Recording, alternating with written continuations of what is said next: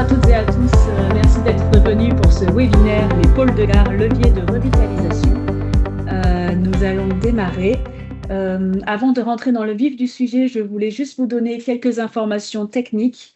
Vous verrez que pendant ce webinaire, il vous est impossible de prendre la parole directement à l'oral. Par contre, n'hésitez pas à poser vos questions et à mettre vos remarques au fil de l'eau dans le chat. Vous avez une rubrique qui s'appelle Q et R dans laquelle vous pouvez poser vos questions. Et je remercie ma collègue Alexia Michou qui est présente aujourd'hui et qui récoltera vos questions au fil de l'eau et qui me les partagera à la fin du webinaire où je redonnerai vos questions aux différents intervenants.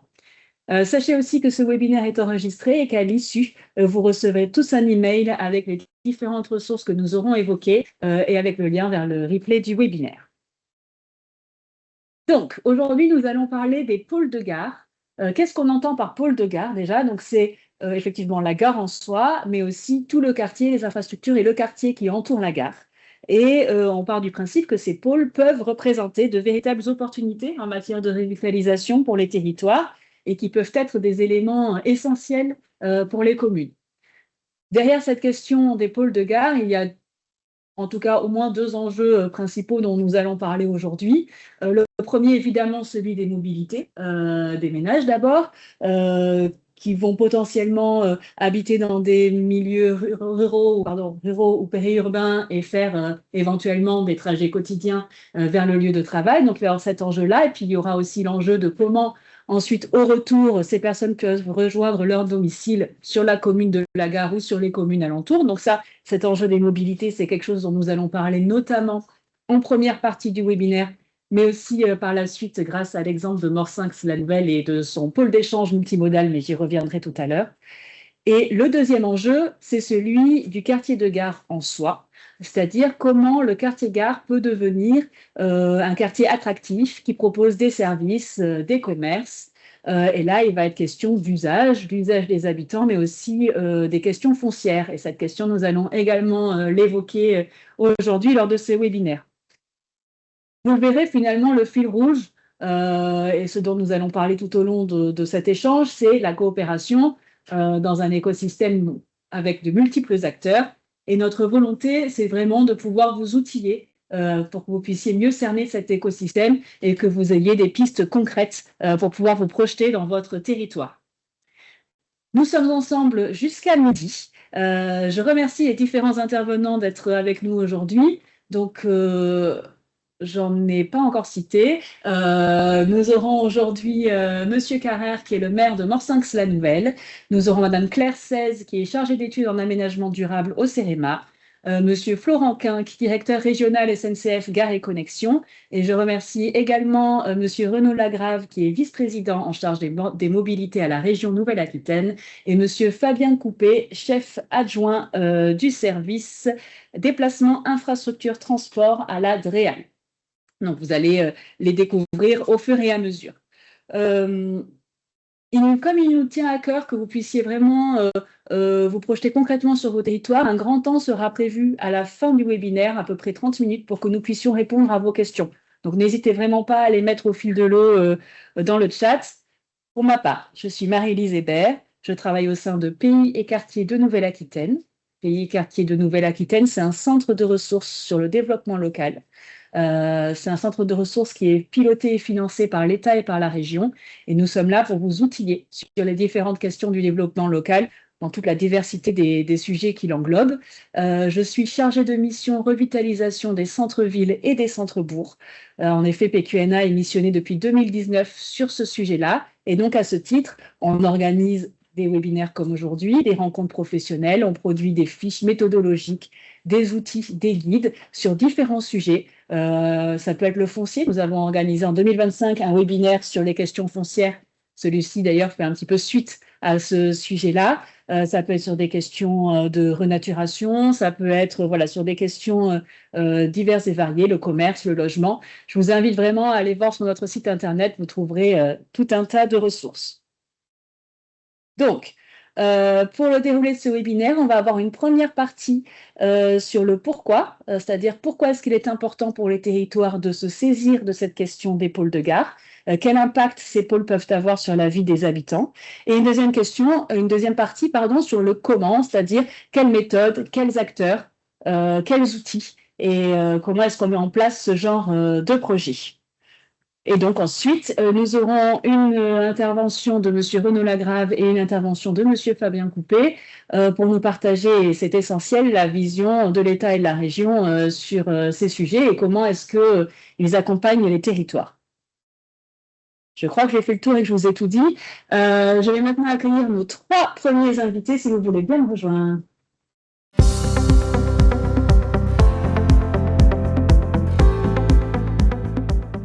Merci beaucoup à tous les 3 d'être avec nous ce matin. Sur cette première partie du pourquoi, initialement, nous avions Madame Dénier qui devait intervenir, qui est maîtresse de conférence à l'Université Bordeaux-Montaigne, avec qui j'avais préparé cet échange et je partage quelques réflexions dont elle m'avait fait part pour lancer un petit peu cette première partie. Elle m'avait partagé notamment qu'il y avait au niveau national parfois une méconnaissance en fait des besoins précis des ménages en termes de mobilité et qui pourrait manquer une analyse plus fine des raisons de leur installation sur les territoires périurbains ou ruraux, bien que des études existent, mais et en effet on pourrait se poser la question à l'échelle du territoire national mais aussi néo-aquitain, qui se déplace, quand, comment, quel impact sur la vie quotidienne des personnes qui font ces allers-retours en termes de budget, en termes de fatigue, en termes de vie quotidienne. Et aussi, on pourrait se poser la question jusqu'où les ménages et les personnes qui se déplacent sont prêtes à aller en termes de changement de mode de transport en fait sur un trajet et jusqu'où est-ce qu'elles sont prêtes à aller pour aller jusqu'à leur lieu de travail. Donc ça, c'était un petit peu un préambule. En fait, ce qu'on entend derrière ça, c'est que derrière ces questions de pôle de gare et de mobilité, il y a des enjeux d'usage, en fait, de quotidien, voire des enjeux sociaux pour les ménages qui sont installés dans ces communes. Donc ça, c'est à l'échelle nationale ou néo-aquitaine, mais plus localement aussi sur le territoire. Monsieur le maire, vous avez pu, j'imagine, faire des observations et tirer des conclusions. Donc, ma première question est pour vous. Donc, Monsieur Paul Carrère, vous êtes le maire de Morsanx-la-Nouvelle et vous êtes dans ces enjeux de revitalisation déjà depuis plusieurs années, et notamment avec ce pôle de gare qui fait partie totalement de votre projet, et donc sur ces enjeux de mobilité, donc comme on le disait, qui sont liés à des questions d'usage et de mode de vie. Est-ce que vous pouvez nous faire part, vous, de vos réflexions et de vos observations sur votre territoire? Et en fait, finalement, à travers ma question, c'est pourquoi est-ce que pour vous, il est essentiel de se saisir de cette question du pôle de gare? Quel impact ça a sur les gens, en fait? Bonjour, écoutez, de façon très simple, hein, Morsanx-la-Nouvelle est un laboratoire à hauteur de 5200 habitants, donc c'est quand même un micro-laboratoire. Mais globalement, l'effet gare est super important. En fait, on est dans un schéma d'attractivité territoriale. Et l'exemple de la période Covid est vraiment un exemple fort qui nous permet complètement de consolider ce que l'on avait imaginé. On se rend compte clairement qu'une ville comme la nôtre, une commune comme la nôtre, peut tirer complètement son épingle du jeu avec l'effet gare dans la mesure où on est à 1 heure de Bordeaux, dans la mesure où on est à demi-heure de Mont-de-Marsan, de Dax, une petite heure de Bayonne. Et donc, on s'est rendu compte que le choix de vie des gens, vous parliez du rythme de vie, de l'organisation personnelle et familiale, le choix de vie s'est posé au moment du Covid, rester dans un appartement 70 mètres carrés en région bordelaise, en termes de pouvoir d'achat, de capacité de vie de tous les jours, être coincé aussi quand on était tenu de rester à la maison comme pendant des semaines. Les gens ont fait des choix, clairement, ils sont venus à la campagne, si je puis dire. Ils ont pu, avec des moyens pas très importants, devenir propriétaires là où ils étaient locataires, avoir des projets d'achat, de construction de maisons là où ils étaient en appartement. Et l'effet gare, il est très important dans la mesure où, de façon cadrée, en règle générale bien cadrée, on peut partir le matin d'une commune comme la nôtre à 6h30 et être à 8h, un petit peu avant même, au centre de Bordeaux pour prendre son job quotidiennement. Il y a l'effet télétravail aussi qui a complètement accéléré ça. Alors, on n'en parle pas ce matin, mais globalement, pour nous, la gare, c'est le fait d'être en capacité d'accueillir des gens qui ne seraient jamais venus habiter chez nous. Et on a même eu un effet au-delà, puisque j'en parlais tout à l'heure, l'effet parisien, puisqu'on a vu des gens à 3h15 de Paris, venir habiter. Alors, ceux-là ont rapidement retrouvé Paris pour certains, parce que ça leur a manqué un petit peu quand même. Mais l'effet des Bordelais, on a beaucoup de gens de la ceinture bordelaise, des villes rive droite par exemple, qui sont restés chez nous, clairement. D'accord. Et effectivement, on entend l'attractivité du prix au mètre carré, Bah qui oui. n'est pas le même sur les grandes villes. On entend aussi néanmoins que les emplois restent, là en l'occurrence à Bordeaux. Les emplois restent, mais certains commencent à imaginer les créer chez nous, et c'est ça qui est très intéressant, et c'est un effet très intéressant en matière de développement économique. Des gens qui vivent, c'est des gens qui consomment, donc c'est une boucherie supplémentaire, de restaurants supplémentaires. Des gens qui vivent, c'est aussi des gens qui veulent s'impliquer associativement, donc c'est une vraie dynamique avec des nouveautés apportées par des gens qui ne sont pas nés au pays, mais qui viennent apporter des choses. Alors, ça peut être bien, ou ça peut être dans un chemin de médiation pour en mer, des moments où il faut des fois faire effectivement de la médiation entre ceux qui savent tout et ceux qui ne savaient pas. Mais c'est autre chose, ça. Mais globalement, il y a ceux qui veulent porter les projets de développement économique et donc c'est pour nous très intéressant. Merci beaucoup pour ce témoignage, monsieur le maire. Donc, on entend effectivement, en tout cas, des trajets quotidiens. On le sait, ça peut peser sur le rythme de vie, sur la fatigue. Donc, d'où l'importance de travailler le pôle de gare et le quartier de gare pour faciliter les quotidiens des ménages qui font ces allers-retours quotidiennement. Claire, Madame Seize, je me tourne vers vous. Donc, vous êtes chargée d'études, je disais tout à l'heure, en aménagement durable au CEREMA. Et je me tourne vers vous pour cette question, justement. Quel levier existe pour faciliter ces trajets des personnes qui font ces trajets quotidiennement et pour travailler la question, finalement, de la mobilité autour de la gare? Merci. Alors, c'est vrai que le témoignage du quotidien de monsieur le maire est intéressant parce qu'on voit bien en fait que c'est ce que vous disiez, on a beau avoir des études, planifier les choses, par exemple le SCOT, qui est un outil de planification important pour la répartition des emplois, des habitats, l'articulation avec la mobilité. Donc, c'est important d'avoir cette échelle de planification pour poser un cadre de l'organisation du territoire. Mais on voit que derrière, il y a des pratiques et on est dans une société très mouvante où il faut aussi s'adapter à des changements comme le télétravail qui s'est accéléré alors qu'on ne l'imaginait pas. Donc, il y a la planification, il y a la gouvernance aussi pour répondre aux besoins du territoire, les autorités organisatrices de transport qui se sont mises en place justement pour développer le transport urbain et le rabattement des territoires les plus éloignés vers les gares. Donc on voit bien qu'il y a besoin d'organiser une chaîne complète de déplacement pour laisser personne sur le carreau. Ça prend un peu de temps. Mais en tout cas, les instances, les institutions sont là, les études sont là aussi. Et puis après, plus concrètement, c'est des aménagements très pragmatiques, hein, des pôles d'échanges multimodaux aux abords des gares, où on peut changer de mode de déplacement de façon la plus simple, la plus évidente. C'est important de limiter les ruptures de charge, entre guillemets, quand on passe d'un mode de déplacement à un autre, donc des arceaux vélos, une lisibilité de l'espace public, justement, pour aller au plus vite quand on a un timing de train à prendre, et puis la voiture, la mettre quand même un petit peu proche de la gare, mais pas trop, parce qu'on va le voir plus tard aussi, que la place de la voiture autour des gares est un sujet pour la vitalité de ces quartiers. Donc voilà, essayer les pôles d'échanges multimodaux qui sont un vrai levier pour les territoires et pour décarboner aussi les déplacements quotidiens. Oui.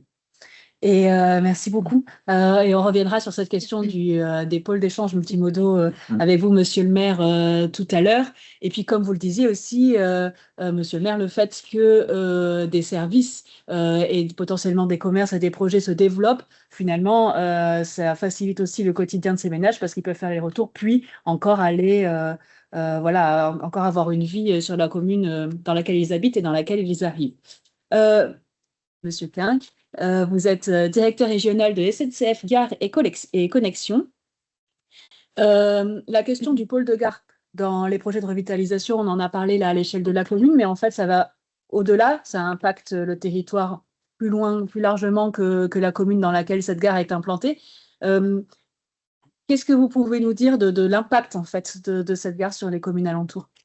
Enfin, déjà, moi, je suis plutôt frappé. On est tous plutôt surpris de voir la mobilité, le besoin de mobilité, finalement, comment il explose, hein. On n'aurait pas imaginé il y a 5 ou 10 ans, je le vois d'ailleurs dans les affluences qu'on peut avoir dans les TER ou dans la gare, il reviendra sans doute, mais il y a un besoin de mobilité qui explose. Et on voit bien, ça a été dit, que cette mobilité, finalement, elle structure aussi. C'est un facteur d'aménagement du territoire, hein, quelque part, hein. Donc, ces besoins de pôles de mobilité, de pôles multimodaux, alors on pense surtout à ceux des gares, mais il n'y a pas forcément que ceux des gares, parce que il y a quand même besoin aussi dans la mobilité d'avoir un véritable maillage territorial qui puisse articuler les mobilités sur le territoire, bien évidemment autour d'une centralité qui est celle de la gare, qui est assez naturelle en matière de mobilité. Mais je vois, et je les salue s'ils sont présents, mais Nouvelle-Aquitaine Mobilité, avec laquelle on travaille, a également eu des réflexions sur des pôles de mobilité intérieurs à la région qui permettent de voir comment tout ça s'articule autour des pôles de gare, autour de pôles d'échanges multimodaux. Et vous parliez, je crois, de planification et de gouvernance. Et moi, ce que j'ai en tête, notamment autour de ces pôles de mobilité, c'est qu'il y a des réflexions autour de contrats de mobilité qui sont portés par les autorités organisatrices, au premier rang desquelles la région, mais également les agglomérations, les villes, qui voient justement comment essayer de mieux articuler, de mieux organiser ces mobilités, pas dire de les rationaliser, mais en tout cas d'avoir une réflexion un peu stratégique qui permette de mieux orienter la mobilité, et ça a un impact de fait sur tout un territoire. Donc c'est vraiment fondamental de ce point de vue-là. Donc en fait, ce dont on parle à travers ces contractualisations et ces modélisations, c'est de cette coopération finalement entre différents acteurs de l'écosystème qui travaillent ensemble pour faciliter ces questions de mobilité. Et ça, je pense que c'est vraiment central dans tous les projets des pôles de gare et de revitalisation de manière générale, hein, mais c'est vraiment comment animer les partenariats et se mettre en coopération avec l'ensemble des parties prenantes. Donc ces communes qu'on dit là en revitalisation ont des choses à offrir, ont des choses à valoriser. Ce sont des territoires auxquels les habitants sont attachés, où l'on choisit de vivre. C'est exactement ce que vous nous disiez, monsieur le maire. Donc un projet de revitalisation, ça a l'objectif évidemment de générer de l'attractivité, de valoriser le territoire, mais aussi de soigner le cadre de vie pour les habitants qui y sont déjà installés. Comment les pôles de gare participent à cette attractivité et à cette revitalisation selon vous, Madame Seize? Oui, mais c'est intéressant de voir l'intérêt, disons, un peu pragmatique, fonctionnel de la gare qu'on a présenté, justement pour faciliter les déplacements quotidiens des gens, encore une fois, limiter la dépendance à la voiture, mais il y a aussi quand même un aspect identitaire, puisqu'on sait que les gares, l'apogée du ferroviaire, c'était à la veille de la Première Guerre mondiale, donc il y a toute une histoire de ville qui s'est construite autour de la gare, enfin, de l'industrie qui s'est peut-être installée autour, des activités. Donc ça, c'est quand même un héritage, c'est une identité. Et donc, c'est intéressant aussi de travailler les quartiers de gare par rapport à ça, au travers d'une mise en récit de la commune dans son histoire. Et ça permet aussi une appropriation collective du lien social. Voilà, donc ce n'est pas juste qu'un sujet pragmatique, c'est un sujet aussi d'identité, de lien et d'appropriation habitante, il me semble. Merci. Monsieur le maire, vous me parliez de l'accessibilité en fait du territoire et que c'est ça qui est vraiment central et qui fait que les gares sont importantes dans les projets de revitalisation, c'est ça, hein? Oui. Nous, on est sur un schéma effectivement de projet de revitalisation. Alors, il y a le pôle d'échange multimodal, mais pas que, je dirais. On n'a pas travaillé d'un côté le PEM, de l'autre les sens de circulation, la sécurité routière ou l'accessibilité centre-ville. Bon, c'est un projet global que l'on porte sur malheureusement 1, 2, 3 mandats potentiellement. On en reparlera tout à l'heure. Et effectivement, sur une commune comme la nôtre, où la gare est au centre du village, puisque c'est pas une métropole, donc on part de la gare, on y arrive. Notre action coordonnée Petite Île de Main part de la gare et sème, si je puis dire, sur des différents dossiers. Alors, il y a les dossiers de circulation, il y a les dossiers de mobilité, mais il y a aussi les dossiers d'habitat. Les dossiers d'organisation de vie au quotidien, comment on réorganise notre place de marché. On a un marché très important 2 fois par semaine qui draine beaucoup de monde. On a une gare où il y a près de 850 voyageurs tous les jours. Donc la gestion des parkings, on en parlait tout à l'heure. Comment on fait en sorte que dans les villages voisins, puisqu'on a sur ces 850 des personnes qui viennent des villages à 15-20 minutes, comment il peut y avoir même des espaces de covoiturage pour qu'on pose sa voiture, qu'on vienne qu'à une voiture prendre la gare au lieu de venir à 4 voitures. Bon, des choses très simples, très pragmatiques, mais qui font que en matière d'acquisition foncière ou de gestion d'un parking, au lieu d'avoir 300 places, en en ayant 150, supplémentaire, on tient le choc. Donc, il y a toute cette harmonisation des pratiques, cette réorganisation. Et puis après, il y a la cohabitation entre le piéton, le vélo, même en milieu rural, une commune comme la nôtre, pouvoir venir de Bordeaux, passer une journée sur la réserve naturelle nationale d'Arlusan, sans venir en voiture, louer un vélo à Morsinx ou venir avec son vélo, et être capable à vélo de prendre la piste cyclable qui amène pour passer la journée sur la réserve et revenir. Ça fait partie des objectifs de développement que l'on souhaite porter.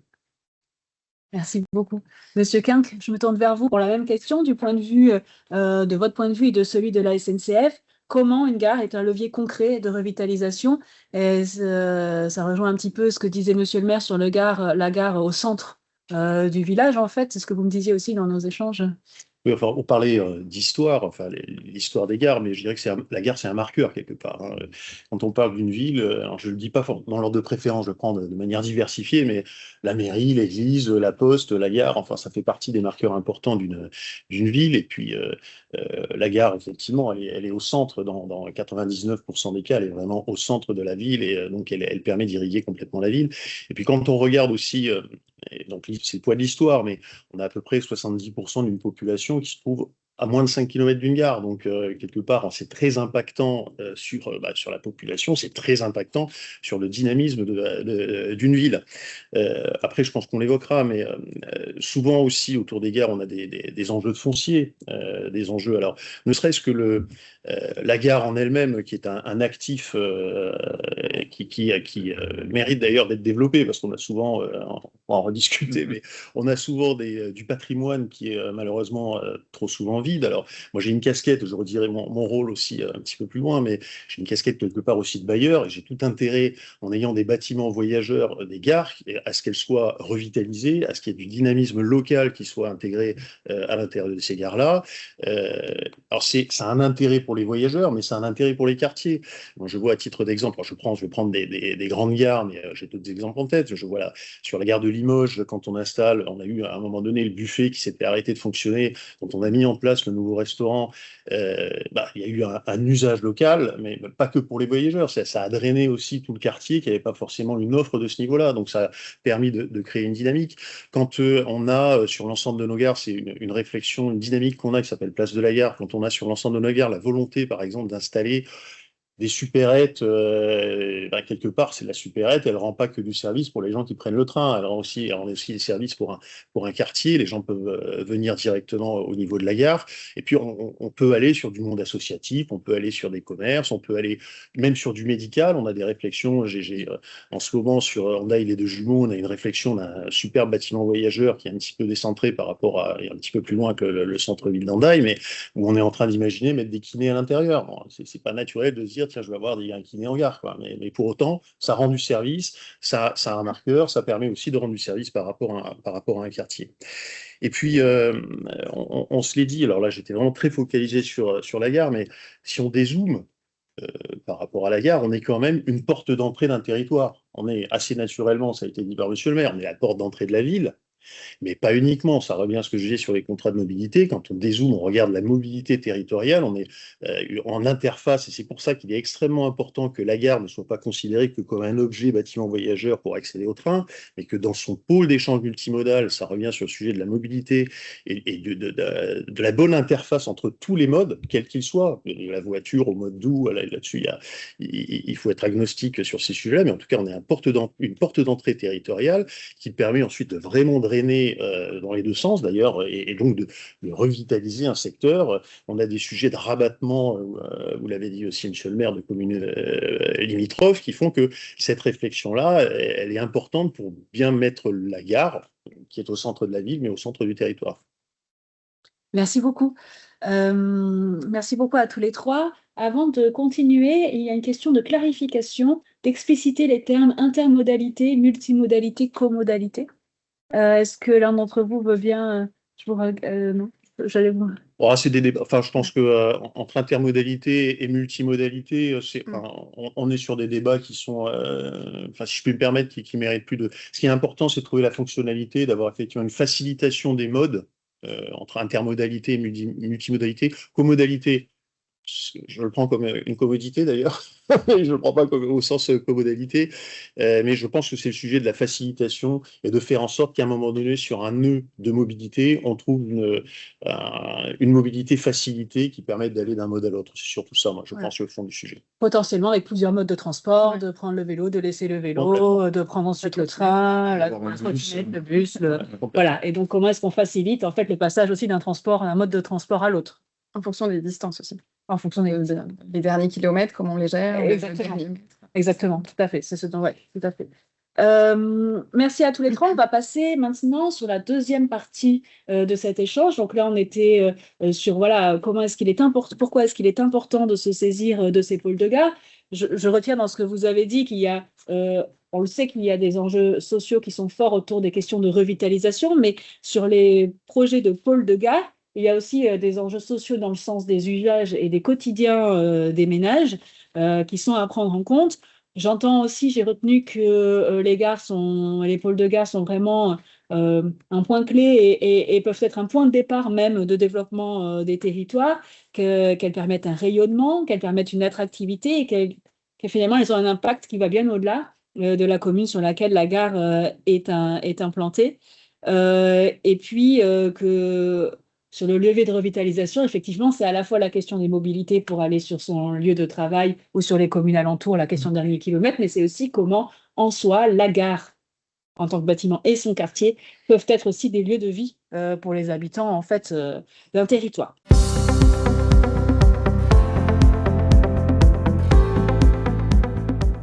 Sur la deuxième partie, maintenant, plutôt sur le comment est-ce qu'on s'y prend pour monter ces projets.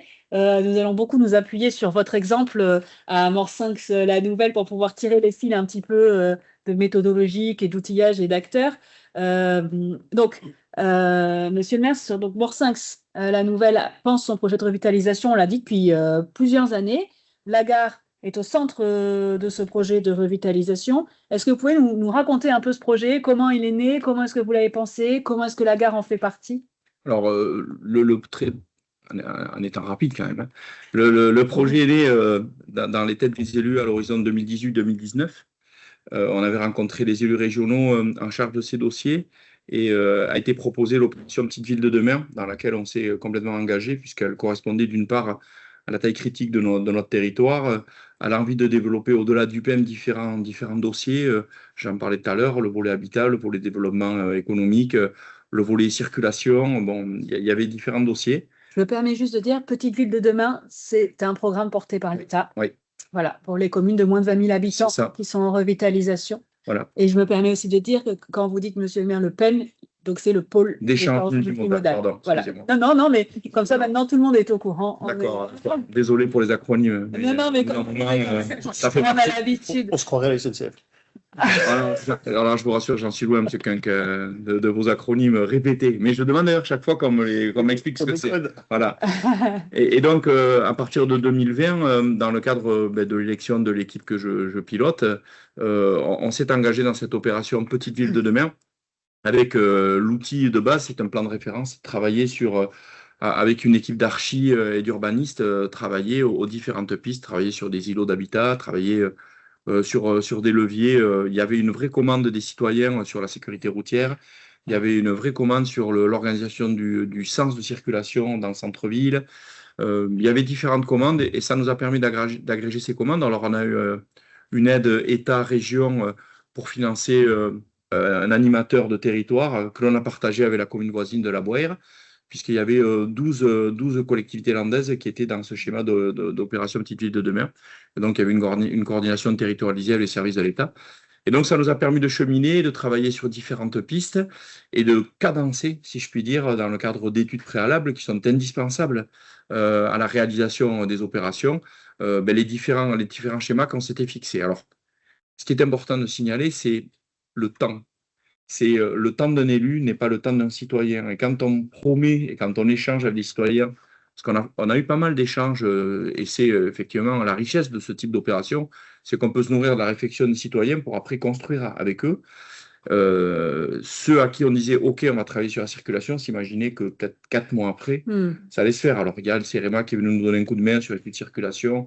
Ils sont venus travailler avec nous sur différentes solutions, différentes stratégies. Ça nous a permis d'étayer la gestion du pôle d'échange multimodal et de la stratégie des avenues voisines. Bon, tout ça se co-construit et je dirais que c'est presque à la fin d'un premier mandat qu'on commence à voir les choses se réaliser, puisque le pôle d'échange multimodal, on a une équipe d'architectes qui se partagent entre Barcelone et Bordeaux, qui viennent nous rendre la copie dans les prochaines semaines. On sait que c'est un projet de plus de 3,5 millions d'euros. Donc, ce n'est pas neutre sur une commune de 5 000 habitants de trouver une première opération dans ce travail Petite Ville de demain. 3,5 millions, on sait que globalement, on aura une enveloppe sur 15 ans de 8 à 15 millions. On fera ce qu'on peut dans le contexte budgétaire et dans la raréfaction des aides potentiellement et de l'expérience des lois de finances qui, année après année, des fois nous contraignent un petit peu. Et il faut quand même sécuriser l'équilibre budgétaire des collectivités, mais on sait qu'on peut aller jusqu'à 14-15 millions. On a des scénarios qui sont chouettes, mais il faut pouvoir les payer. Donc l'idée, c'est porter les opérations, les prioriser. Le PEM est la première. La déminéralisation des espaces collectifs du centre-bourg, c'est la seconde avec l'irrigation, si je puis dire, des rues commerçantes et des rues adjacentes. Et puis, on va essayer de travailler tout ça de concert sur 1 à 2 mandats.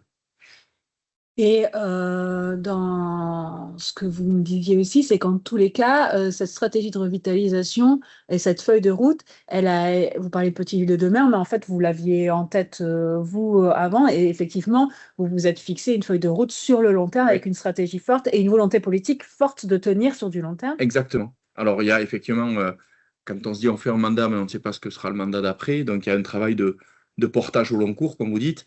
Et puis, il y a des portages encore plus au long cours. On a beaucoup travaillé sur l'habitat, la mise en place du permis de louer, un OPA-RU. Alors, ça aussi, c'est des acronymes, mais en fait, c'est être capable de travailler sur de l'habitat avec des moyens d'accompagnement pour les propriétaires bailleurs ou les propriétaires occupants.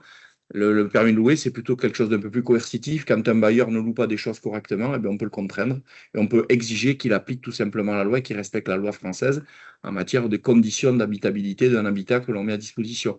Donc, il y a des outils dont on s'est emparé pour travailler cette feuille de route dans un schéma de globalité, mais effectivement, c'est à l'horizon 12-15 ans. Merci. Donc, effectivement, oui, je retiens au départ cette stratégie politique qui, en fait, après, donc vous vous êtes saisi de différents dispositifs qui ont rendu cette stratégie possible.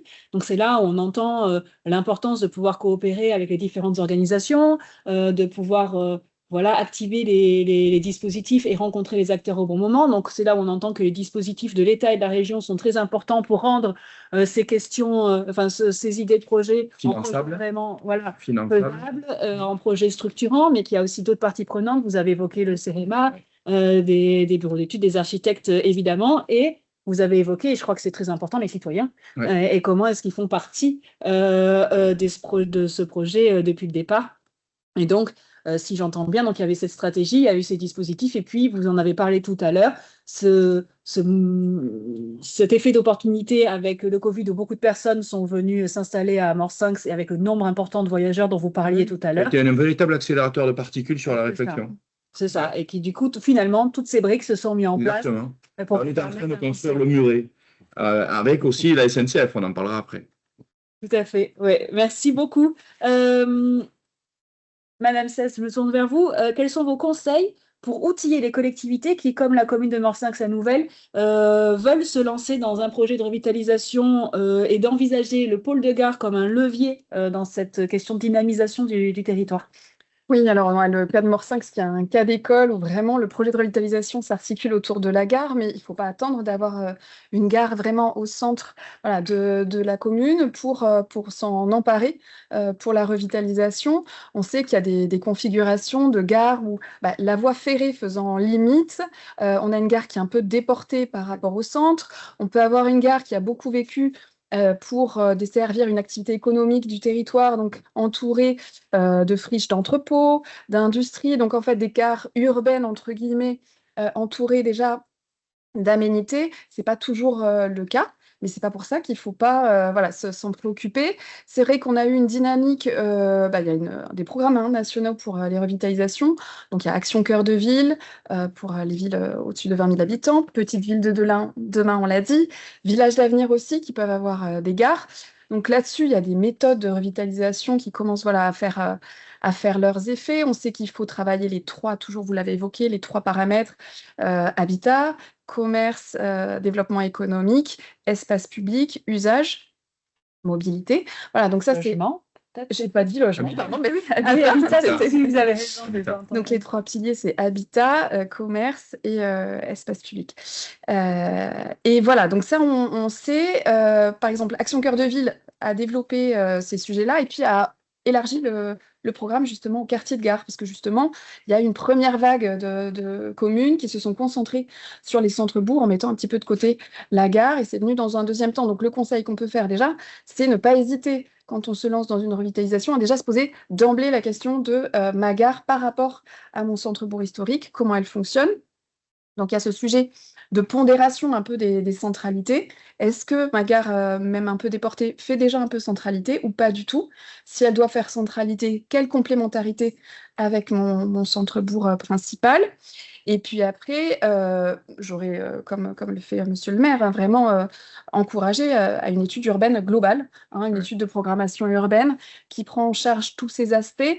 L'intérêt d'une étude de programmation urbaine, au-delà de figer une image et de figer uniquement, enfin, prescrire des orientations paysagères, d'usage, de fonction, il faut aussi que l'étude urbaine intègre vraiment des aspects opérationnels et dans lesquels on va en parler, mais le statut du foncier, la propriété du foncier et la base, la matière première, puisqu'en fait on est sur faire la ville sur la ville, donc il faut déjà connaître vraiment en profondeur le foncier et le parcellaire sur lequel on va s'inscrire. Donc déjà cette connaissance-là, pour en fait pas partir dans des directions qui pas perdre de temps en fait si on commence à spéculer sur des orientations. Je pense à des franchissements, je pense à des liaisons piétonnes et en fait on s'aperçoit que le foncier n'est pas là. Donc vraiment partir de cette connaissance-là pour que derrière les orientations urbaines soient le plus opérationnelles possible. Et puis ensuite, c'est ce que décrit Monsieur le maire, c'est le côté un peu cercle concentrique et arriver à gérer ces trois niveaux d'échelle en même temps, le bâti de la gare, puisqu'on voit que c'est Gare et Connexion qui est vraiment le bailleur, le propriétaire généralement. C'est là où il peut y avoir une concentration de services rapidement, puisque la superficie est là. Ensuite, on a la question du parvis, des abords de la gare pour gérer l'intermodalité, mais d'autres services aussi qui pourraient venir se rajouter. Et le périmètre un petit peu plus large qui est les îlots d'habitat autour, la connexion entre la gare et mon centre-ville.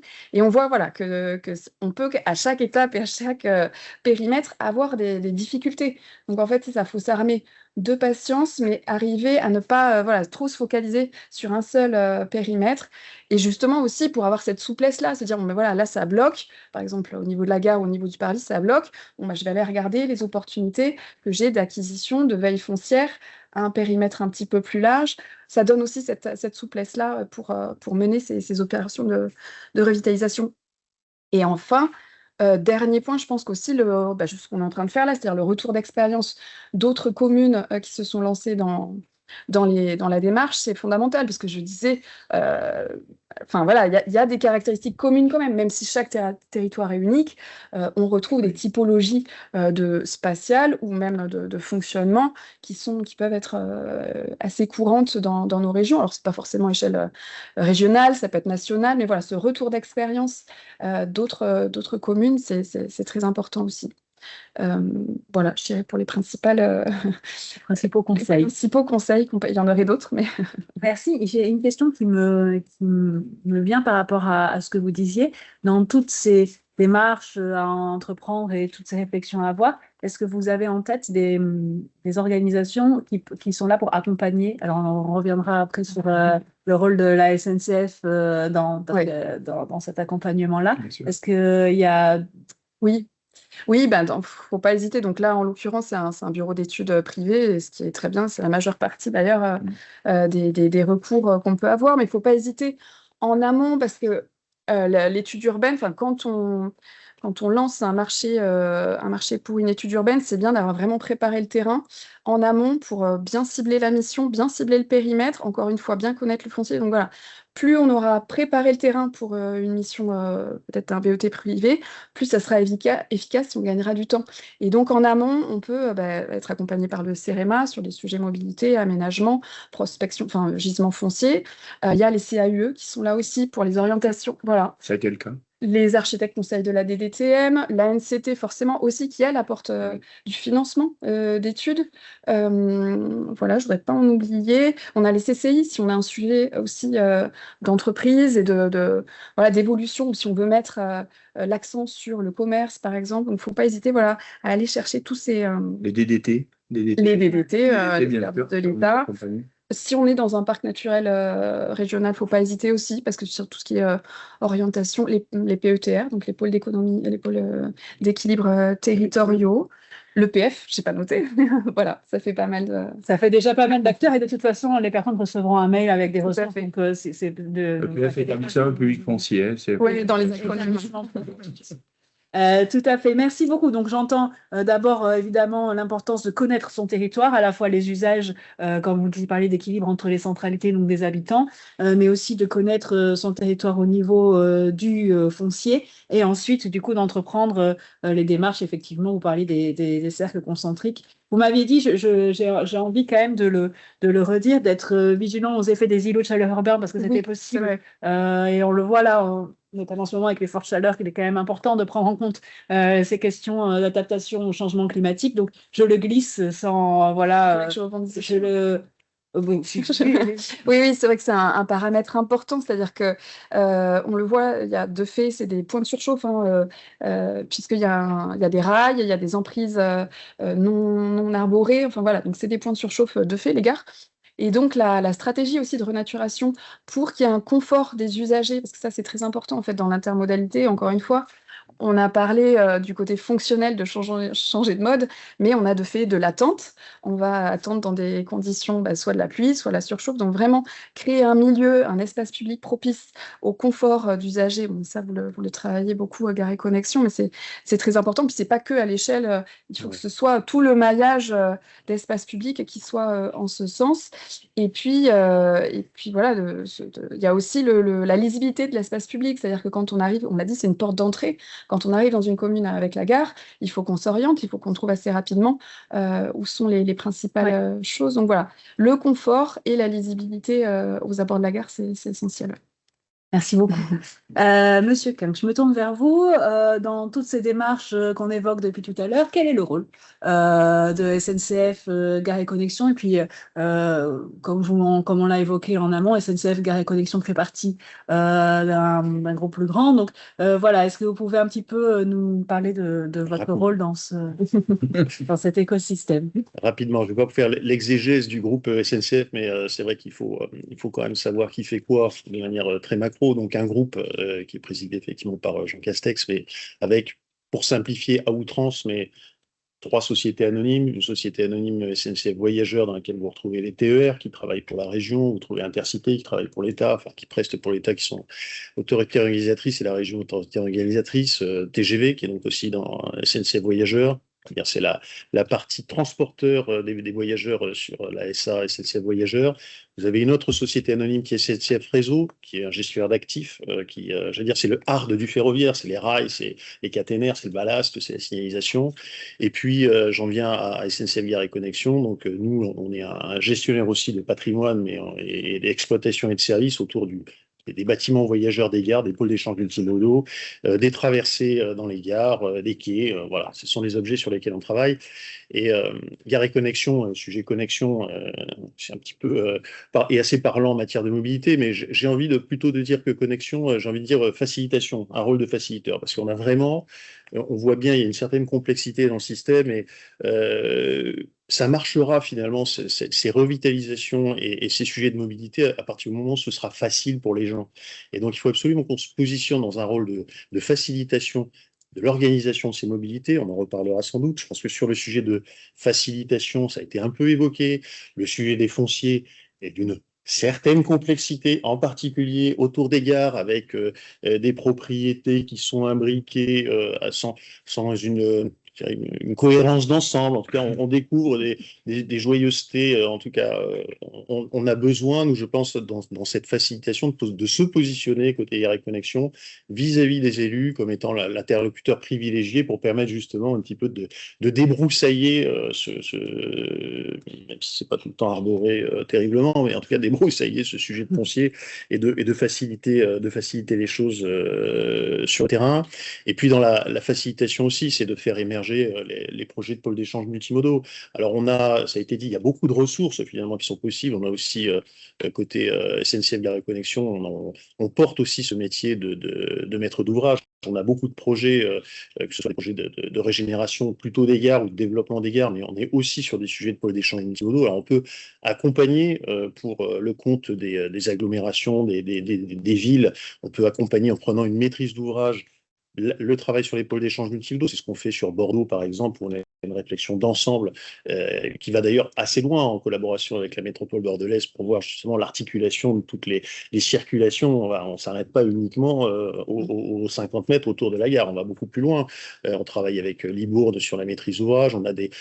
J'ai des réflexions, je rencontrais encore dernièrement le maire de Facture-Biganos, le maire d'Orthez. Donc on peut porter la maîtrise d'ouvrage, on a des compétences là-dessus. On a notamment une filiale qui a des expertises qui s'appelle AREP, qui est une filiale SNCF Gare et Connexion, qui a des compétences d'urbanisme, d'architecture, des sujets environnementaux pour travailler sur la résilience qu'on vit aujourd'hui. Je fais une petite parenthèse. On a, aux endroits où finalement il y a eu des pôles d'échange multimodaux qui ont été faits il y a une vingtaine d'années, c'était la fête du minéral. Il faut changer d'échelle, quoi. Enfin, ou en tout cas, il faut changer de paradigme. Il faut vraiment qu'on sorte de ça et qu'on rentre dans des îlots de fraîcheur autour des gares, dans une cohérence d'ensemble, vous l'avez très bien dit. Mais ceci dit, si on ne nous confie pas la maîtrise d'ouvrage, on ne la revendique pas, on est tout à fait dans un rôle, encore une fois, de facilitation vis-à-vis des villes, des agglomérations qui ont envie d'aller sur des sujets de pôles d'échange multimodaux pour reconfigurer leur ville.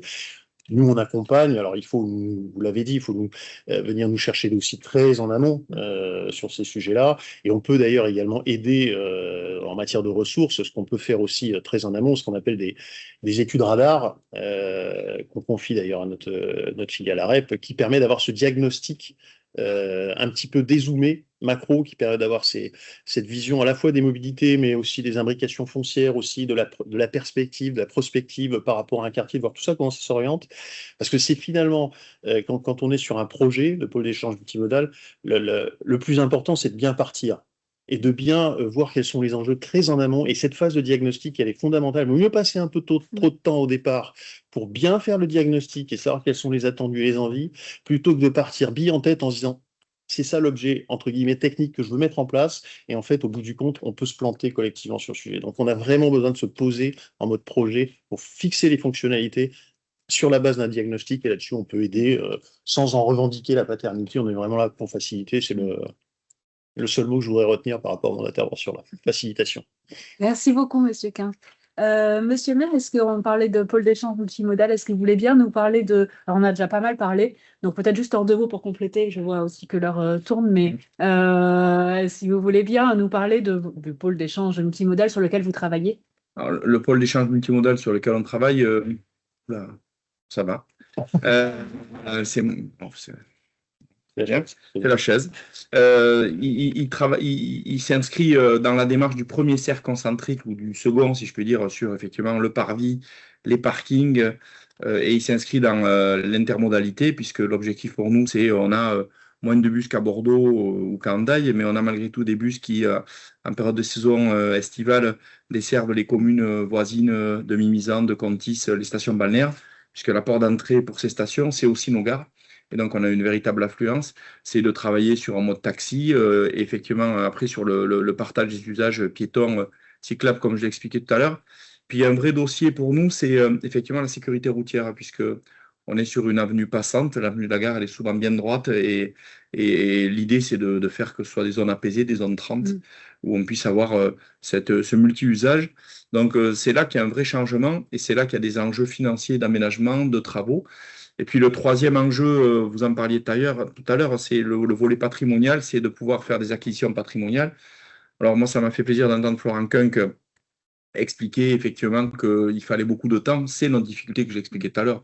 Expliquer aux citoyens qu'on a besoin de réfléchir pour ne pas se planter, qu'on a besoin de réfléchir pour avoir des possibilités d'acquisition. On n'acquiert pas nécessairement des mètres carrés quand on le décide. Ça prend un peu de temps, ça demande un peu de négo ou du patrimoine habitat, qu'il soit en état ou pas d'ailleurs.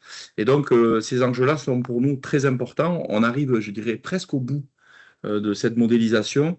Et j'espère qu'à l'horizon 27-28, on pourra avoir un joli pôle d'échange multimodal cadré qu'on pourra inaugurer avec tous les gens qui nous ont accompagnés de près ou de loin.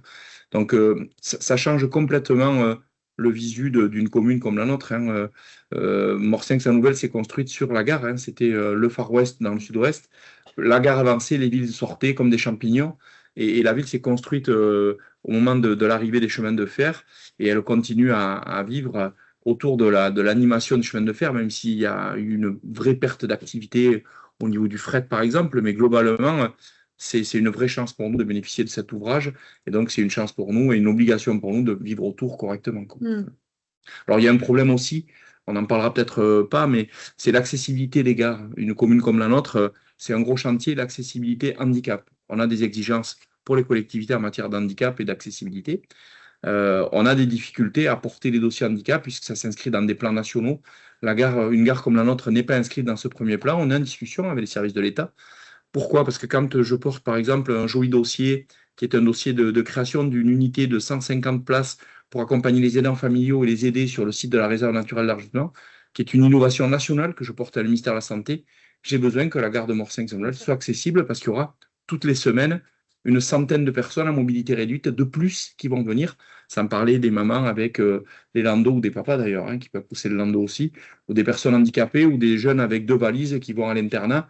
On a besoin de travailler cette accessibilité des gares de taille intermédiaire. C'est des enjeux de plusieurs millions d'euros aussi. Donc, pouvoir faire les études préalables à ces travaux d'accessibilité, c'est ce qu'on est en train de travailler pour les financer. Et après, des études de centaines de milliers d'euros et après des missions de plus d'1 million d'euros. Les services de l'État sont là pour intervenir à la deuxième partie. On est au contact avec le préfet des Landes et avec les partenaires État pour avancer sur ce dossier qui est pour nous très important. Merci beaucoup. Une dernière question pour tous les trois avant de passer aux interventions du côté de l'État et de la région. Ce sont des questions qu'on a évoquées déjà un petit peu tout au long du webinaire, donc ce sera vraiment pour compléter. On l'a dit plusieurs fois, les projets d'aménagement des quartiers de gare, ça soulève des problématiques de mobilité, mais aussi de foncier. On l'a dit aussi, ces problématiques sont complexes, elles nécessitent du dialogue, elles nécessitent de la coopération, c'est ce que vous disiez jusque-là, et donc des visions sur du temps long. Est-ce que vous pouvez nous parler de ces questions foncières, de vos positionnements, des leviers que vous avez trouvés pour envisager la gestion du foncier? Et on se donne 5 minutes pour parler de ça. 5 minutes à 3. Ouais, on va faire rapide. Pour compléter ce qu'on s'est dit avant, et après, on verra avec des questions peut-être aussi des participants pour compléter cette question-là. Mais je voudrais aussi avoir du temps pour pouvoir permettre la prise de parole de la région et de l'État, et puis que les participants puissent poser des questions. Madame 16. Oui, je vais pas m'étendre, je laisse mes 2 autres interlocuteurs parler du foncier vraiment proche de la gare. Moi, je peux juste faire un petit rappel sur l'importance, donc encore une fois, du foncier plus largement et de la nécessité de mener une veille foncière au-delà du seul périmètre proche de la gare pour justement cette intensification d'habitat, cette densification.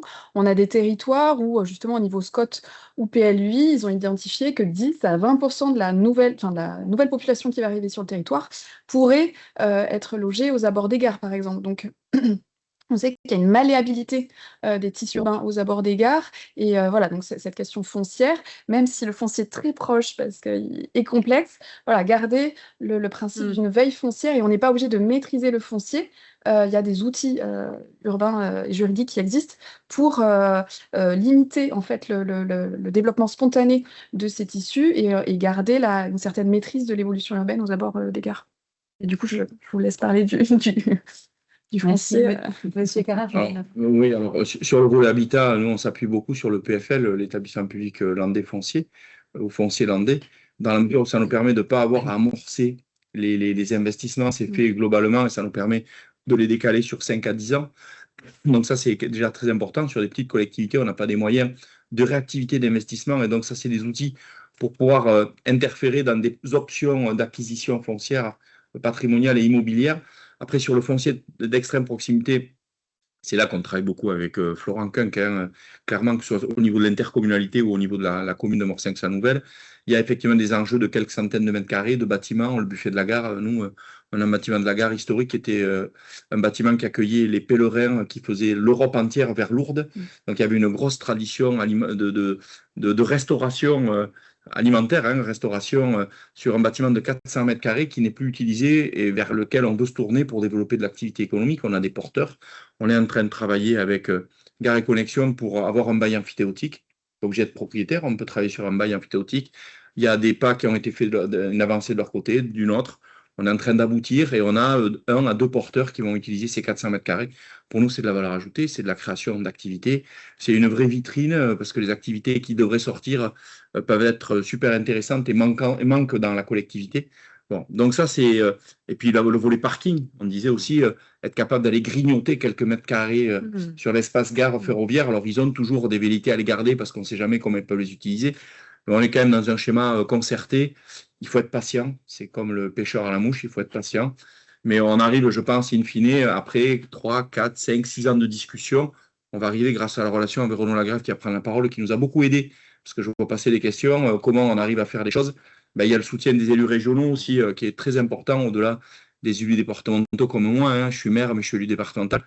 Il y a tout ce cercle concentrique des élus qui convergent et qui amènent les bons acteurs au bon moment, au bon endroit. Donc, si on a pu travailler Gare et Connexion, c'est parce qu'on a eu des élus régionaux qui ont fait converger les bons acteurs pour qu'on puisse bosser ensemble. Et je pense qu'on va y arriver. Merci beaucoup. Un message rapide. Un message rapide. Après, il y a des choses que vous avez déjà évoquées, hein, les interlocuteurs au sein de la SNCF, la propriété du foncier, l'importance d'associer la SNCF au bon moment. Moi, je voudrais juste insister sur la partie foncière.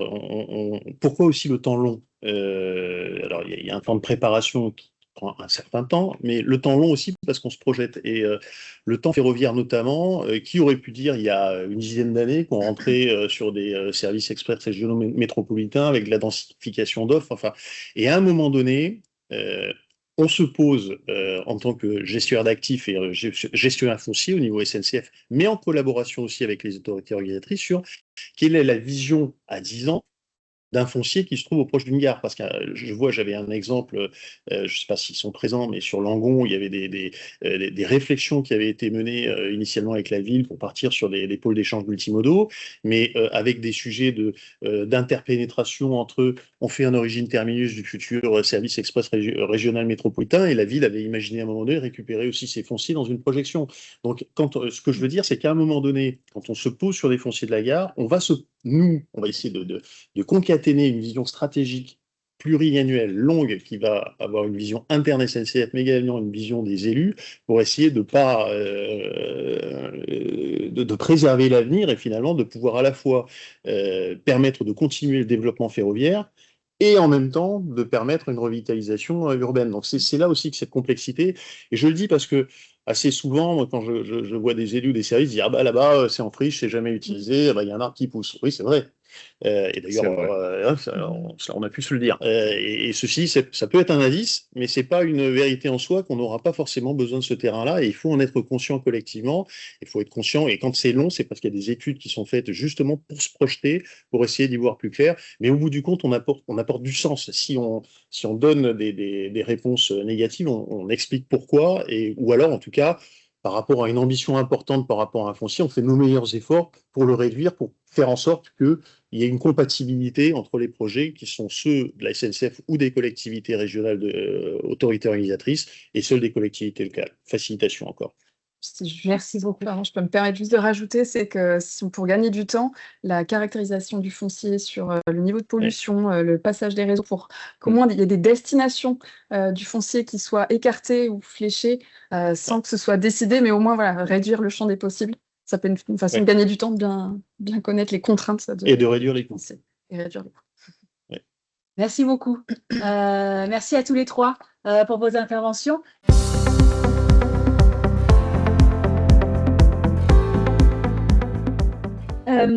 Alors, une question pour vous, en premier lieu, Monsieur Renaud Lagrave. Donc, vous êtes vice-président de la région Nouvelle-Aquitaine en charge des mobilités. Voilà, ces différents échanges, qu'est-ce qu'ils vous ont évoqué, qu'est-ce que vous en retenez, et puis surtout, quelle est la vision de la région et la manière dont la région accompagne les collectivités sur ces sujets? Alors, bonjour à toutes et à tous. Oui, j'ai écouté attentivement. Effectivement, je fais partie des élus qui a été cité par Paul Carrère, qu'il a sollicité il y a maintenant quelques années. Et il a dit une chose essentielle pour que je ne refroidisse pas non plus l'atmosphère, mais en même temps, il faut quand même le dire. Il faut que chacun ait bien en tête que le temps ferroviaire est un temps long. Et le temps des aménagements de gares, que ce soit des créations, des réouvertures ou des aménagements, est un temps long. Voilà, je vais commencer par là parce que Paul Carrère l'a indiqué tout à l'heure. Je confirme, je persiste et je signe sur le fait qu'il ne faut pas se dire que ça va se passer comme ça en quelques semaines. Premier sujet. Deuxième sujet, aujourd'hui, moi, la vision de la région, je n'aurais pas la prétention de porter une vision absolue. Ce que je crois, et c'est ce qui a été indiqué tout à l'heure, c'est que ce n'est pas la vision d'une seule AOM, de la région, qui, je le rappelle, n'est pas propriétaire des gares, hein, puisque c'est l'État et SNCF Réseau, SNCF Gare et Connexion qui sont propriétaires des gares. Nous, on n'en est pas propriétaire, on en est parfois gestionnaire dans le sens où on met à disposition des personnes pour les guichets via les conventions qu'on peut avoir avec SNCF Voyageurs. On n'est pas propriétaire des murs. C'est donc aujourd'hui un financement parce que, en l'occurrence, il faut bien parler d'argent à un moment donné, qui est effectivement assuré à peu près, je crois, à 86% par les régions en France, de l'ensemble des gares de notre pays. Via quoi? Via en fait des touchés de gare. À partir du moment où vous avez un train qui s'arrête dans une gare, eh bien, la région paye non seulement des péages à réseau, mais aussi des touchés de gare, qui fait que SNCF Gare et Connexion ensuite finance des travaux d'entretien, de modernisation, d'évolution. Quelle est notre vision aujourd'hui? La vision, elle est plutôt partagée avec toutes les AOM sur un point unique de notre point de vue, qui est de dire, grosso modo, aujourd'hui, est-ce qu'on peut laisser en l'état l'information voyageur? Et c'est tout le débat. Moi, j'en suis intimement persuadé, c'est que vous avez des exemples à foison, y compris dans notre région, dans lequel un voyageur, occasionnel ou abonné, hein, peu importe, descend de son train ou monte dans son train et va au guichet et on lui dit voilà votre billet pour prendre le train. Très bien. Et puis il a besoin d'un billet pour un car régional. Donc il va à un autre guichet qui, comme par hasard, se situe à 50-100 mètres de la gare SNCF. Et puis après, il a le réseau urbain qui est à 100 mètres encore, dans lequel on va lui dire allez là-bas parce que vous voulez prendre un car urbain, il faut que vous alliez là-bas. Je passe sur où est-ce que je trouve un vélo, une voiture partagée et autres moyens de locomotion, par exemple du transport à la demande sur les territoires ruraux.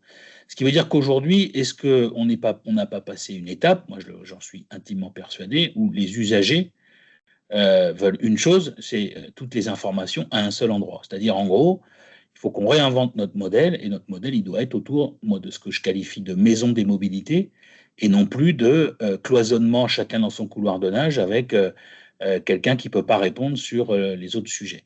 Je pense que c'est le sens de l'histoire, et ce d'autant plus que dans beaucoup de territoires, il y a plein de choses qui sont faites dans les territoires ruraux sur les mobilités diverses et variées, et qu'il faut des lieux d'information pour l'ensemble des usagers, quelle que soit leur possibilité, mais il faut qu'il puisse y avoir toute finalement l'information voyageur et l'information des mobilités sur les territoires, et c'est ça qu'on souhaite aujourd'hui réinventer à travers notamment les haltes et les gares plus rurales qu'urbaines à l'échelle de la Nouvelle-Aquitaine. Merci beaucoup. Monsieur Lagrave. Oui. Oui, oui, non, c'est que j'ai eu un doute sur si l'image fonctionnait. Je suis Merci. toujours vivant, vous inquiétez pas. Merci beaucoup, Monsieur Lagrave, pour cette intervention. Je me tourne vers vous, Monsieur Coupé. Donc, vous êtes, comme je le disais tout à l'heure, chef de service adjoint au service déplacement, infrastructure et transport, pardon, à la DREAL, donc Direction régionale de l'environnement, de l'aménagement et du logement Nouvelle-Aquitaine. Même question, qu'est-ce que vous avez un petit peu retenu de ces échanges? Qu'est-ce qui fait écho? Et puis, comment est-ce que l'État accompagne les collectivités sur ce sujet? Alors peut-être, alors par rapport à ce que j'ai retenu, je vais dire que ma lecture en fait se fait aussi peut-être à travers mon parcours. Donc vous l'avez indiqué, je suis actuellement au service transport de l'Adréal, donc j'ai ce regard. Et puis auparavant, voilà, je me suis occupé d'aménagement et d'habitat. Donc voilà, finalement le sujet que vous proposez aujourd'hui m'intéresse à double titre, et donc je vous remercie de votre invitation. Alors moi, ce que je retiens des différentes interventions, c'est plusieurs choses. La première, c'est qu'on voit que la gare en elle-même, en fait, est un double objet. C'est un objet qui est central au titre du réseau de transport. C'est ce qu'indiquait M. Lagrave à l'instant. C'est aussi un objet qui est central en matière d'aménagement du territoire, de la commune en premier lieu. C'est ce qu'indiquait monsieur le maire dans son intervention. Et l'objectif, voilà, je pense l'enjeu est d'arriver à concilier les deux et donc de se saisir des outils disponibles. On voit que la place de la collectivité est centrale, la place de la commune. Encore une fois, le témoignage de la commune de Morcinq-Saint-Nouvelle était très, très intéressant de ce point de vue-là. On voit que voilà, il faut que quelque part, même si les acteurs sont nombreux, le maire soit un petit peu chef de file et se saisisse de cette question d'aménagement du territoire. Et la gare est un outil précieux. Au gré des différentes interventions, je retiens donc plusieurs enjeux. Alors, d'une part, le fait qu'il y a un enjeu fort de coordination. Donc, ça a été dit par l'ensemble des intervenants. Donc, il y a plusieurs acteurs qui peuvent être mobilisés au niveau des collectivités, au niveau des opérateurs. Eux-mêmes ont plusieurs casquettes. Florent Quinck, le directeur régional de Gare et Connexion indiquait voilà, qu'il pouvait intervenir à différents titres. Donc, c'est des opportunités, mais c'est aussi une complexité en termes de lecture. Donc, il y a un enjeu aussi à pouvoir mobiliser de l'ingénierie, et donc au sein des collectivités. Et à ce titre-là, voilà, différents outils sont disponibles, notamment lorsqu'on est dans des territoires de projets, Petite Ville de demain, Action Cœur de Ville, etc. Voilà, donc on a plusieurs opportunités à ce titre-là. Ce que je voulais également indiquer, donc c'est la mobilisation effectivement au niveau de la coordination, pardon, elle se fait également de notre point de vue à travers les documents de planification. Donc on a parlé effectivement d'anticipation, c'est un maître mot qui est revenu tout au long de la matinée, et l'anticipation, justement, elle se travaille dans les documents de planification en intégrant effectivement la gare et le quartier de gare de manière assez précise, notamment au niveau des documents d'urbanisme, pardon, il est possible d'avoir des OAP, hein, donc qui permettent effectivement de travailler précisément ce projet en matière de planification. Toujours sur l'aspect coordination, un élément essentiel, c'est la coordination entre les territoires aux différentes échelles, territoires de proximité entre les différentes communes, entre l'échelon local, départemental et régional, ça a été dit. Donc voilà, premier point que je retiens, donc l'enjeu de coordination, l'imbrication des différentes politiques publiques, la question effectivement du transport à travers la gare, bien entendu, la question de l'urbanisme, la question du logement. La question du logement est assez essentielle. C'est une opportunité, le fait qu'une gare se développe ou qu'un quartier se revitalise.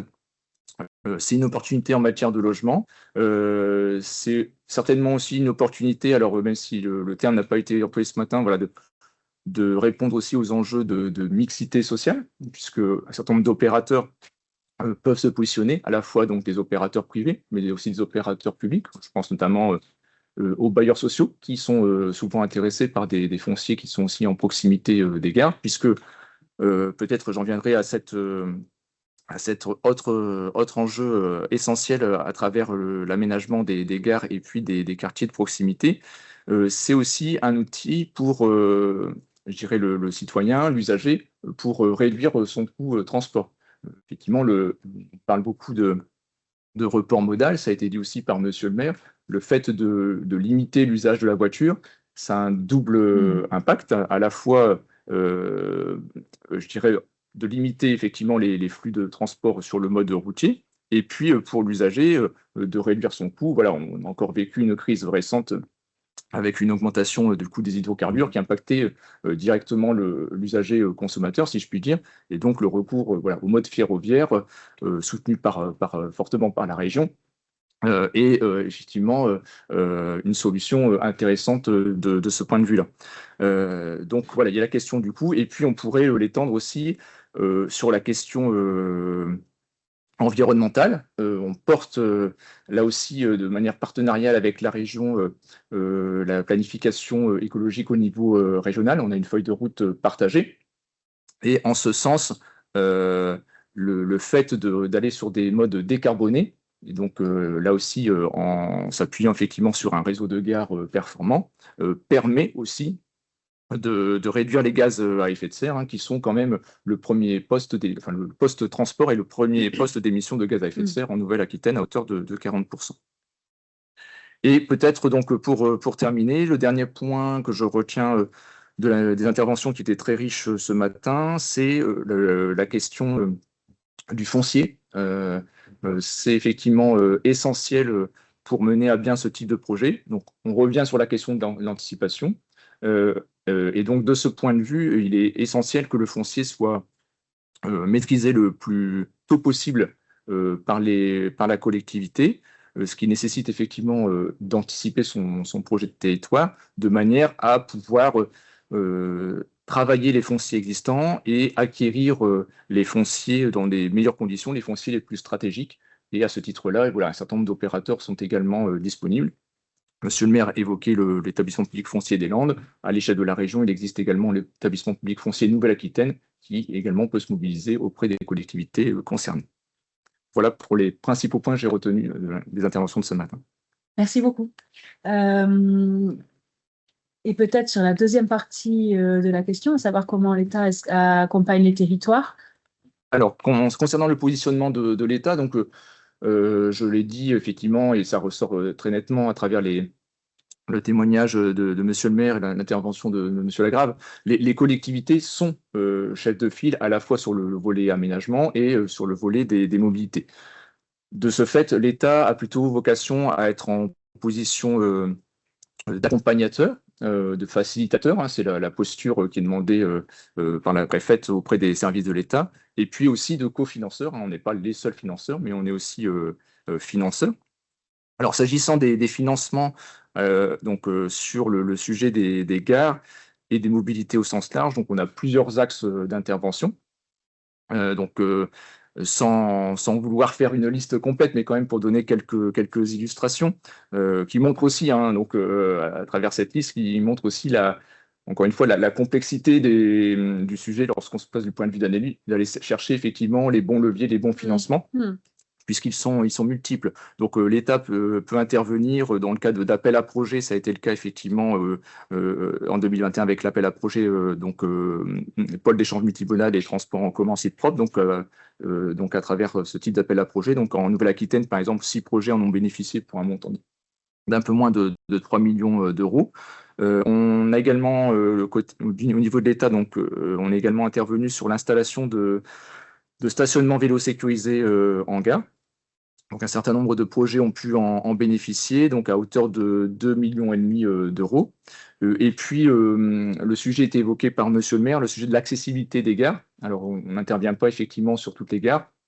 Il a été indiqué effectivement que cela s'inscrivait dans le cadre d'un schéma donc à la fois national et régional. Dans ce cadre-là, donc le contrat de plan État-région prévoit un certain nombre de financements. L'ordre de grandeur que je peux indiquer pour ce qui concerne la part de l'État sur le CPER, le volet mobilité du CPER 2023-2027, c'est 45 millions d'euros, donc ils vont bénéficier à plusieurs gares. Donc voilà, on a une première série de gares qui sont concernées. Ce n'est pas exhaustif, ça a été indiqué, mais voilà, ça permet de donner une première impulsion. Donc là, on est sur les financements qui concernent spécifiquement les gares. Après, plus globalement, sur le sujet des mobilités, on intervient aussi par différents leviers. Ça a pu être donc le fonds mobilité active, donc là qui concernait plutôt les pistes cyclables. Ça concerne aussi donc actuellement le fonds vert, donc qui comporte différentes thématiques d'intervention, mais il comporte un volet sur le sujet des mobilités, particulièrement des mobilités en milieu rural, pardon. Et donc, de ce point de vue-là, des financements sont disponibles, y compris cette année, même voilà, si il a été revu un petit peu à la baisse, hein, on peut en convenir.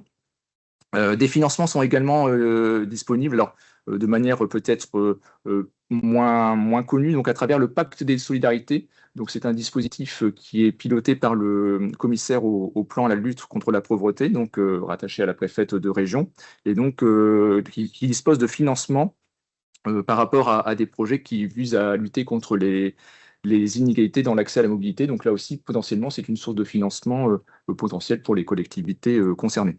Donc voilà, on voit que les financements sont multiples, ce qui veut dire que derrière, il faut aussi un certain accompagnement en ingénierie financière.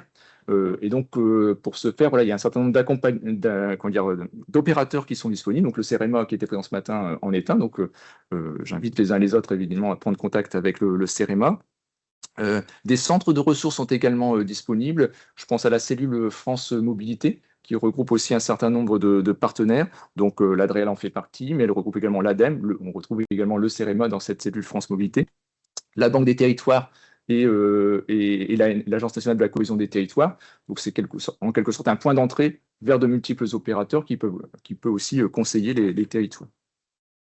Et donc, effectivement, j'ai oublié un opérateur que je citais tout à l'heure, qui est les établissements publics fonciers et l'établissement public foncier de Nouvelle-Aquitaine en particulier.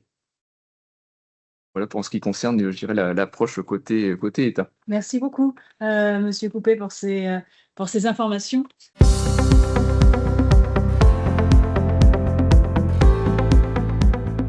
On va passer au temps des questions. On va récolter les questions. Je vais vous inviter à me rejoindre de nouveau. Merci.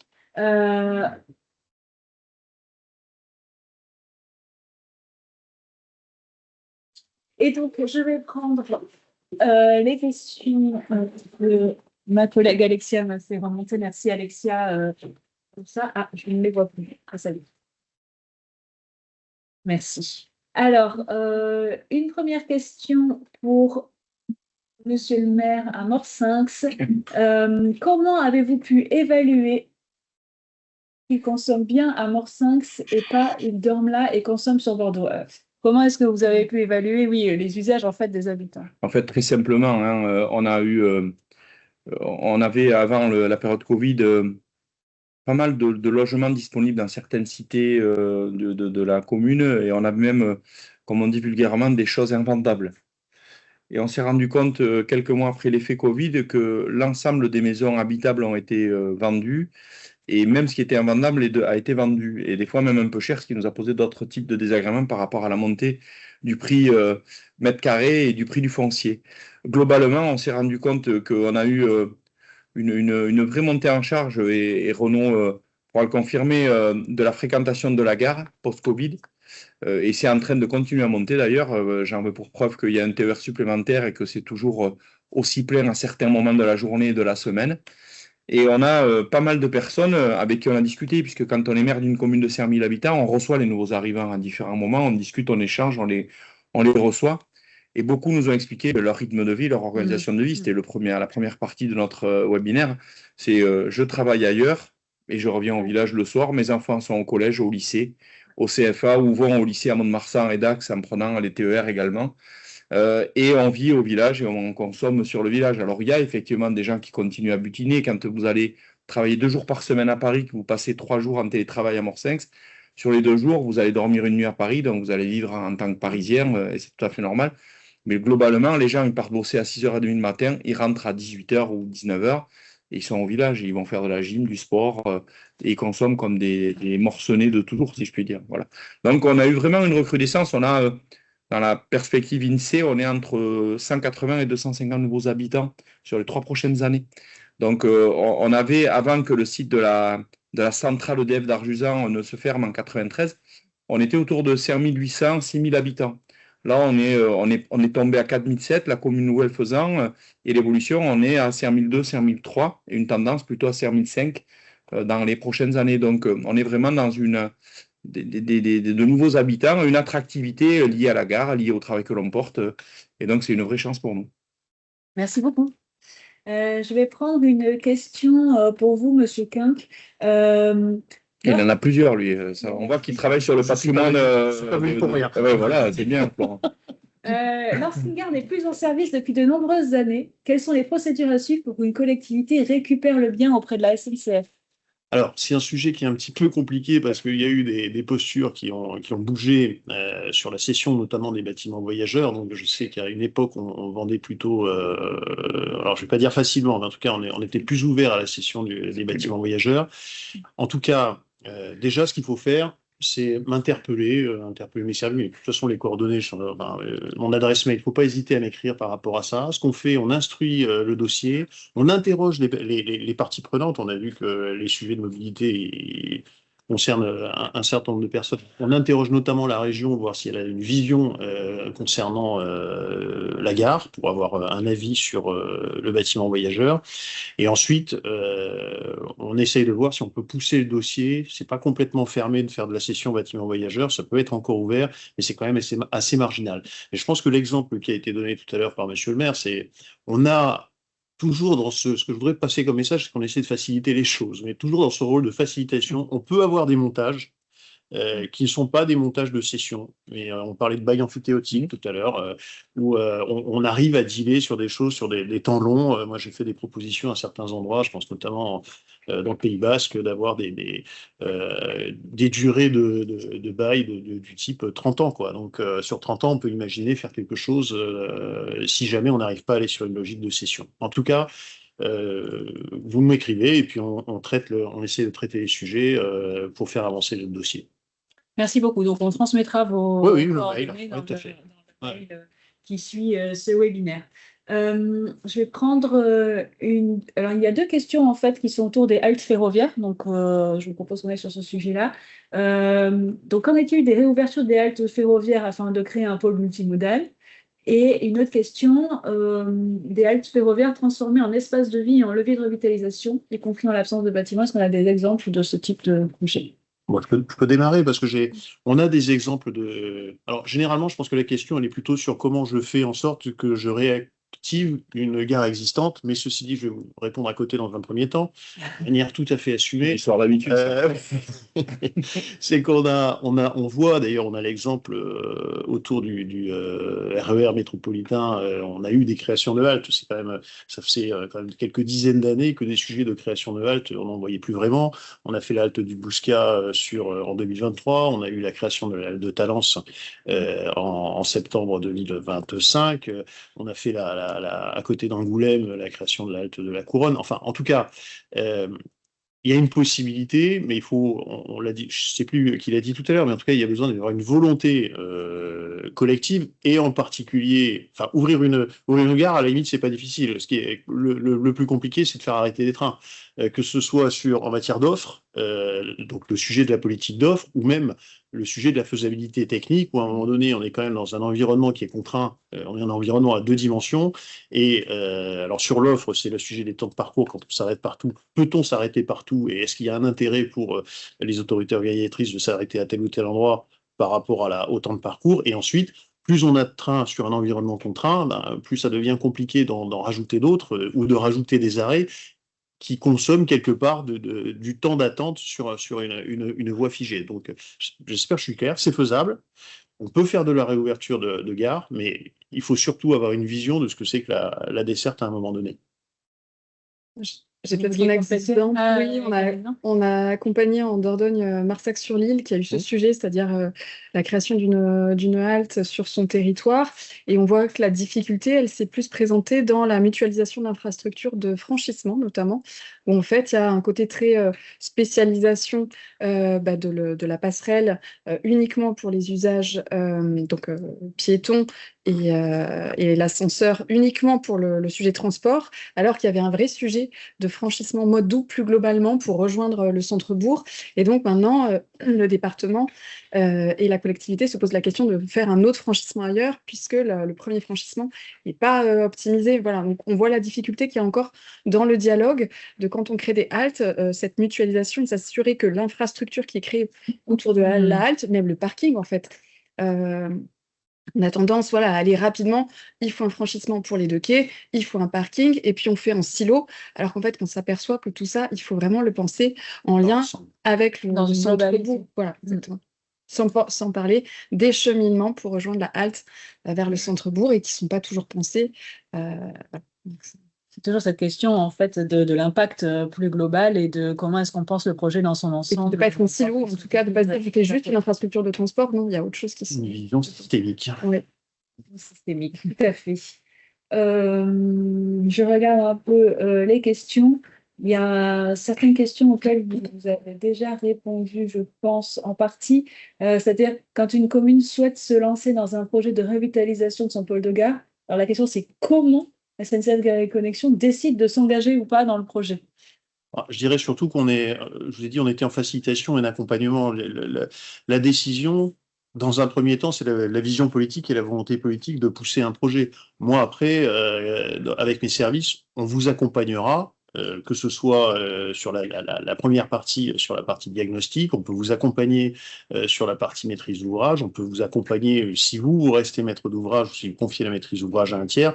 Là-dessus, on est tout à fait ouvert, mais l'idée quand même, je voudrais qu'on retienne, c'est que on est dans une vision gagnant-gagnant. Moi, j'ai tout intérêt à ce que la mobilité autour d'une gare s'articule du mieux possible, parce que à partir du moment où on fait vivre un territoire, on fait vivre la gare, on fait vivre le système ferroviaire, il faut qu'on crée une dynamique. Donc moi, je vous le redis, côté SNCF Gare et Connexion, enfin même la SNCF en grand, mais SNCF Gare et Connexion en particulier, on veut aider à faire avancer des projets, faire émerger des projets sur le système. Donc là aussi, il ne faut pas hésiter à nous solliciter.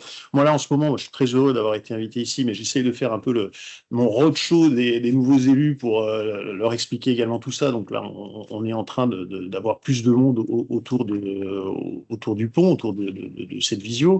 Mais là-dessus, on a très envie de faire en sorte de faciliter les choses. Donc allez-y, n'hésitez pas. On peut citer aussi des initiatives qu'ils ont prises de manière partenariale. Je pense sur la Gironde, par exemple, au comité de mobilité Gironde, qui a été initié par le préfet Guyot et qui est prolongé par la préfète de région. Donc, dans ce cadre-là, effectivement, un certain nombre, il y a plusieurs actions, mais il y a une action aussi, justement, vis-à-vis des élus qui sont concernés par le développement du CERM, du service express régional métropolitain Girondin, justement, où on a pu faire une première conférence. Il y a un centre de ressources qui a été mis en place, des webinaires qui sont aussi mis en place avec l'agence d'urbanisme, Gare et Connexion est aussi partie prenante, le CEREMA aussi. L'idée, c'est effectivement de faciliter pour les collectivités justement cette question de l'anticipation. Et leur donner à voir, je dirais, l'ingénierie qui est disponible, sachant que, bien entendu, ce sont les collectivités qui ont l'initiative de pouvoir mener leur projet de territoire, bien entendu. Le CERM, dont le nom plus connu, donc le RER. Alors, peut-être juste un rebond. Je sais qu'on a des gares et des collectivités qui sont de taille toutes différentes les unes des autres. Il ne faut pas avoir peur de l'acronyme pôle d'échange multimodal. Ça peut s'écrire en majuscule, en minuscule. C'est l'ambition qui dicte à un moment donné. On peut avoir des ambitions très importantes ou des ambitions plus réduites, mais en tout cas, d'avoir une vision qui soit aussi cette vision de système. Là-dessus, on ne fait pas de gradation de valeur. Nous, on est prêt à accompagner, que ce soit d'une petite commune ou à une très grande ville, c'est pas un sujet, quoi. Donc, l'idée, c'est vraiment le maillage territorial. Merci beaucoup. De ce que je vois des autres questions qui sont en tout cas là à l'écran, je ne sais pas si je vois toutes les questions à l'Excel, en tout cas sur celles que je Sur celle que je peux voir à l'écran, il y a plusieurs questions autour effectivement de comment prendre contact avec la SNCF. Donc là, je pense qu'on a quand même pas mal répondu en donnant votre contact et après en se disant que tous les projets peuvent être étudiés et que vous êtes là donc pour faciliter, on a bien entendu la mise en place de ces projets. Donc on va s'acheminer vers la fin de ce webinaire. Je voulais évidemment en premier lieu vous remercier toutes et tous d'être venus sur le plateau en distance. Merci à Monsieur Lagrave également pour votre présence ce matin. Je pense que ces échanges étaient à la fois riches et très concrets pour les participants. Je vous redis aux personnes qui participent à ce webinaire que vous allez recevoir un email avec toutes les ressources que nous avons évoquées aujourd'hui et que ce webinaire est enregistré et qu'il sera en replay. Je vous remercie donc à toutes et tous d'avoir participé à ce webinaire ce matin. Les prochains rendez-vous rapidement de PQNA de Pays et Quartiers de Nouvelle-Aquitaine. Donc là, il va quand même avoir une pause estivale, mais on se retrouve en septembre avec des journées en présentiel, notamment une journée le 11 septembre à Bergerac, organisée par la coopération agricole et PQNA autour de la lutte contre le gaspillage alimentaire. Et une autre journée le 17 septembre, pas une journée, pardon, une rencontre, un temps d'échange en visio autour de l'inclusion numérique et de l'importance du binôme élu-technicien, les bonnes pratiques pour démarrer son mandat. Il y aura d'autres rencontres en présentiel à l'automne également sur les sujets de revitalisation des centres-villes et des centres-bourgs. Donc, je vous propose de rester connecté aux activités de Pays et Quartiers Nouvelle-Aquitaine en vous abonnant notamment à notre lettre d'information dont le lien va vous être communiqué dans le chat. Je crois que pour ma part, j'ai fait le tour. Je vous remercie encore une fois d'avoir été là ce matin, à toutes et tous. Merci beaucoup et je vous souhaite une bonne journée. Merci. Merci, au revoir.